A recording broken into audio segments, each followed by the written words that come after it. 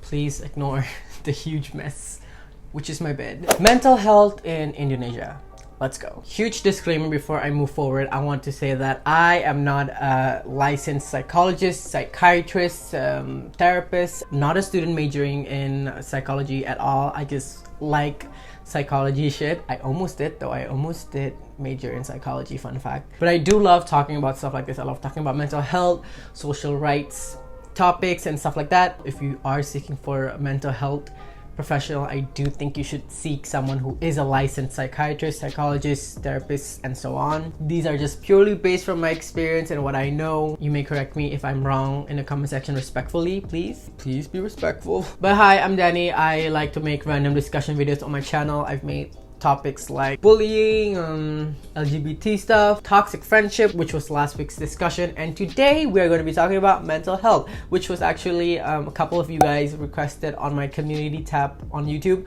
I asked you guys what kind of topics you want me to talk about, and you said mental health, and here I am. I don't mind talking about stuff like this, it's fun. But we're going to be focusing more on Indonesia's mental health and how it is perceived in society. Note, I'm doing this in English because a lot of you always request me to do videos in English. What is mental health? I'm gonna quote from Google so that I'm not gonna mess it up. Based from Wikipedia, mental health is the level of psychological well-being or an absence of mental illness. It is the state of someone who is functioning at a satisfactory level of emotion and behavioral adjustment. That is what mental health is. Now, what is mental illness? Mental illness is basically a wide range of conditions that affect mood, thinking, and behavior. Here's the thing, mental disorder is basically like saying physical illness. You know, physical illness, there's so many types of physical illness. Same like mental illness, there are so many types of mental illness that targets a specific type of issue. So I hope that gives you a general broad idea of what it is if you're still new to that topic. I think if you click this video, I'm pretty sure you guys know the basics of mental illness, right? You know mental illness can be depression, anorexic, anxiety disorder, bulimia, OCD, and so many other more. But right now I want to talk about the stigma or social stigma that is in Indonesia when it comes to mental illness, or if someone says they have mental illness. In Indonesia, sadly, when it comes to the society, we're not that well educated about mental illness. I'm not saying we're not educated at all. It's just, it's not as well as maybe other developing countries. Now, Indonesia is a religious country. Yes, we have 6 religions in Indonesia, but the predominant or the majority of the citizens in Indonesia is Muslim, aka people whose religion is Islam. I'm a Muslim myself, which is why most of the times the laws are connected and kind of interfered, so on. Some people may say interfered by Islamic law and stuff, which hence makes people more conservative when they think of mental illness. One of the biggest stigma in Indonesia is that if you have a mental illness, or if you're saying, oh, I think I'm depressed, I think something is wrong with me psychologically or mentally, not all, I want to point out, not all Indonesians obviously, but a lot of people view it like, oh, you're just not grateful for your life, or you need to be closer to God, and so on. Which is why stuff like that makes people who have actual mental illness are afraid to come out and say, I need help, because people will invalidate them and say that, oh, you just need to get closer to God, you're so ungrateful, you know, you have a loving family, you have your parents are rich, but you have mental illness. I just want to say very clear that mental illness does not look at your gender, your race, your religion, your financial status. It does not look at that. Can it affect? Probably, but it does not mean like, oh, rich people can't be depressed because they're, you know, rich, they can buy anything. That's not the case. Mental illness, just like any disease, just like any physical illness, can happen to anyone at any time, at any stage of their life. So I think that's the first stigma, where people are always thinking that we're not grateful for our lives, when in reality, mental illness is just an illness. It's a condition that needs to be treated by a professional in order for it to go away. Some are more severe than others. Sadly, that is a huge stigma in Indonesia. And I want to show you guys a comment I found on TikTok. So someone commented on one of my TikTok friends TikTok account. His name is @Zeus.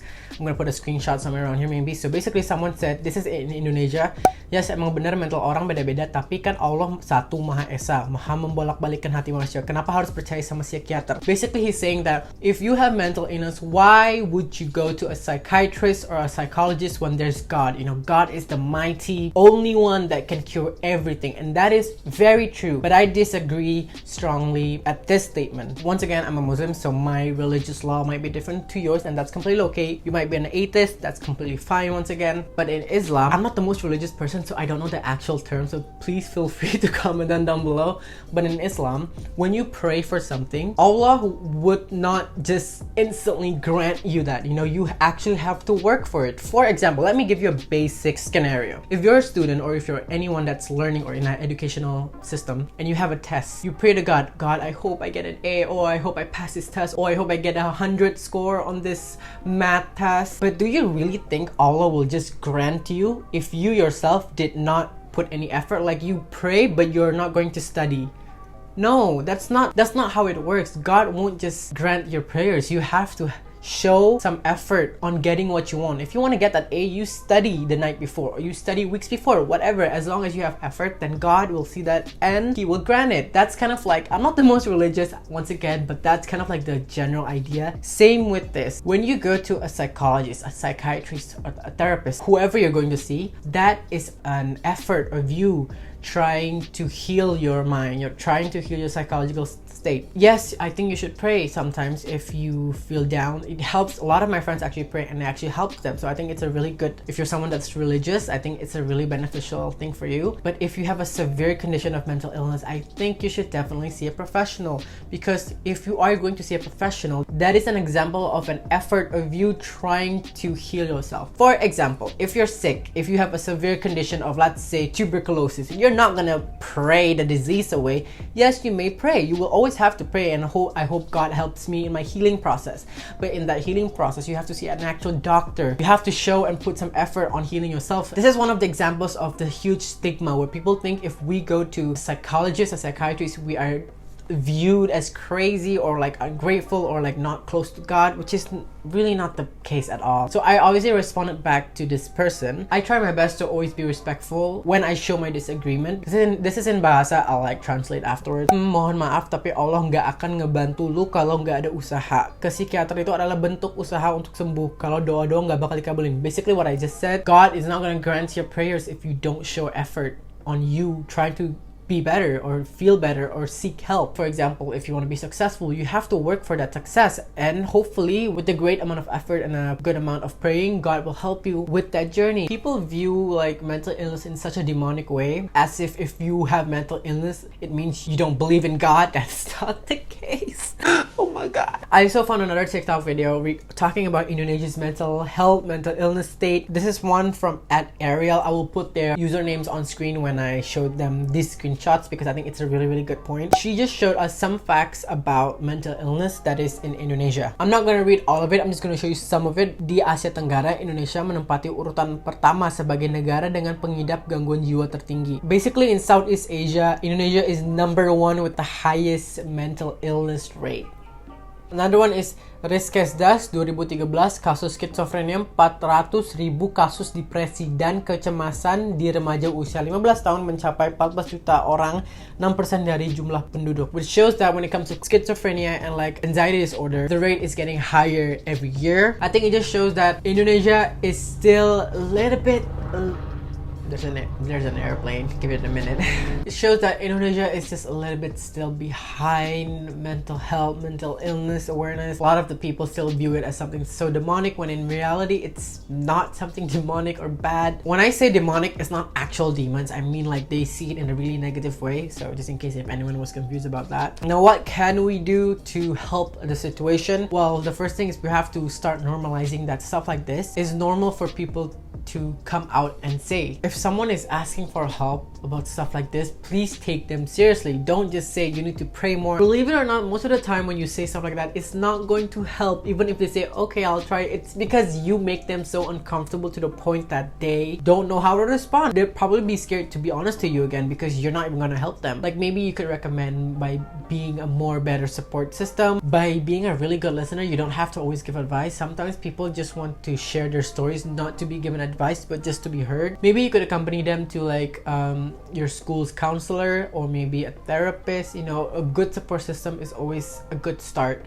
for someone who has mental illness, because in Indonesia people are still viewing it as something, once again, really negative. And I guess what else we can do is start to realize that mental illness is not just about not being grateful, because it's not about not being grateful. Like, we're grateful for our life, it's just there's something wrong right here that needs to be checked and helped by a professional. Just like how you would have a wound that's physical. Check up on your friends, make sure they're okay, especially during quarantine. We're not seeing a lot of people that much, or at least I'm not. Stay at home, guys. And also try your best to always educate other people in a respectful manner. Don't ngagas, don't be too rude. So please try your best to educate people, whether it be just posting it on your Instagram story or talking it to a friend that doesn't view mental illness well. Little things like that do help, and I think a lot of people are just not prepared for that conversation. I blabbered a lot here. I hope I got my point, my message across. I hope this discussion video was fun. I know a couple of you requested, but I hope you guys enjoyed this discussion video. Let me know down below what else you want us to talk about on this channel. Like, comment, subscribe, follow my social media so you know the drill, and follow me on social media too if you want to get the updates.